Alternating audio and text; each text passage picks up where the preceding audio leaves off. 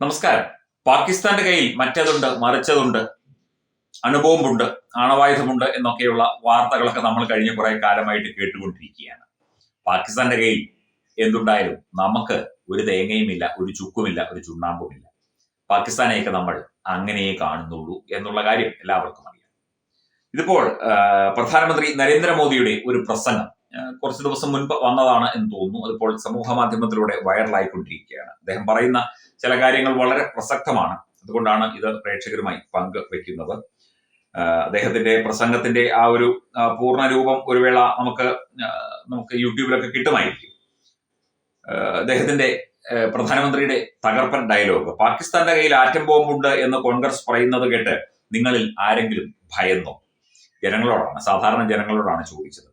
പക്ഷേ കോൺഗ്രസുകാർ പേടിച്ചു വിറയ്ക്കുകയാണ്. പാകിസ്ഥാന്റെ ഭാഷ സംസാരിക്കുന്ന ഈ ഇന്ത്യ സഖ്യം മറന്നുപോകുന്നു. ഇത് പുതിയ ഭാരതമാണ്, പുരയിൽ കയറി അടിക്കുന്ന ഭാരതം. നരേന്ദ്രമോദി എന്തായാലും ഇത്, അതായത് 2014 മുതലാണോ അല്ലെങ്കിൽ 2010 ശേഷമാണോ ഇവിടെ സൈന്യമുണ്ടായത് എന്നൊക്കെ ചോദിക്കുന്നുണ്ട് ചില കോൺഗ്രസ്സുകാർ. പക്ഷേ അതുവരെയും സൈന്യമുണ്ടായിരുന്നു.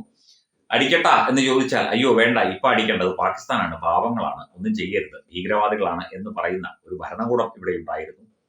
തോക്കിന്റെ പാത്തി കണ്ടാൽ ബോധം കെട്ട് വീഴുന്ന ഒരു പ്രതിരോധ മന്ത്രിയായ ഒരു ആറാട്ടുമുണ്ടൻ, ഒരു പൊട്ടൻ ഇവിടെ ഉണ്ടായിരുന്നു.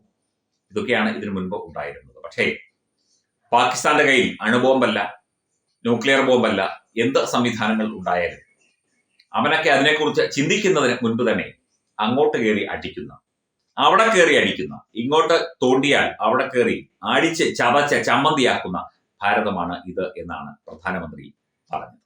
ഈ വാക്കുകളാണ് ഇപ്പോൾ ഇന്ത്യയിൽ, ലോകത്ത് എല്ലാവരും ഹൃദയത്തോട് ചേർത്ത് പിടിക്കുന്നത്. पाकिस्तान के पास एटम बम है, ये सुनकर के डर लगता है क्या? किसी को डर लगता है क्या? किसी हिंदुस्तानी को डर लगता है क्या? ये कांग्रेस वाले कांप रहे बोलो। क्या ऐसे लोग देश चला सकते हैं क्या? ऐसे लोग देश को सुरक्षा दे सकते हैं क्या? इनके लोग कहते हैं पाकिस्तान से डर करके रहना होगा। ये इंडी गठबंधन वाले पाकिस्तान की भाषा बोल रहे हैं, लेकिन ये भूल रहे हैं ये नया भारत है, ये घर में घुसकर मारता है. കോൺഗ്രസുകാർ ഭയന്ന് കാണും, പേടിച്ചു കാണും. അവർക്ക് പാകിസ്ഥാനെ പേടിയായിരിക്കും, അല്ലെങ്കിൽ പാകിസ്ഥാൻ എന്ന് പറഞ്ഞാൽ അവർക്ക് ഹരമായിരിക്കും, അവർക്ക് വികാരമായിരിക്കും. പക്ഷേ ഇന്ത്യക്കാർക്ക് അങ്ങനെയല്ല, ഓരോ ഭാരതീയനും അങ്ങനെയല്ല. കോൺഗ്രസ് എന്നത് ഒരു ചാര പാർട്ടിയാണ്, അല്ലെങ്കിൽ ഇന്ത്യയെ തകർക്കാൻ ശ്രമിക്കുന്ന ഒരു പാർട്ടിയാണ്. ഇറ്റാലിയൻ ചാര ഏജന്റുമാരുടെയും അതുപോലെ തന്നെ ജോർജ് സോറോസുമാരുടെയും പണം മുടക്കുന്ന കുറെ കപട ഭീകരവാദികളുടെയും ഒക്കെ കയ്യിലാണ് ഇന്ത്യൻ നാഷണൽ കോൺഗ്രസ് എന്ന് പേരിട്ടിരിക്കുന്ന ഈ പ്രസ്ഥാനം എന്ന് എല്ലാവർക്കും അറിയാം.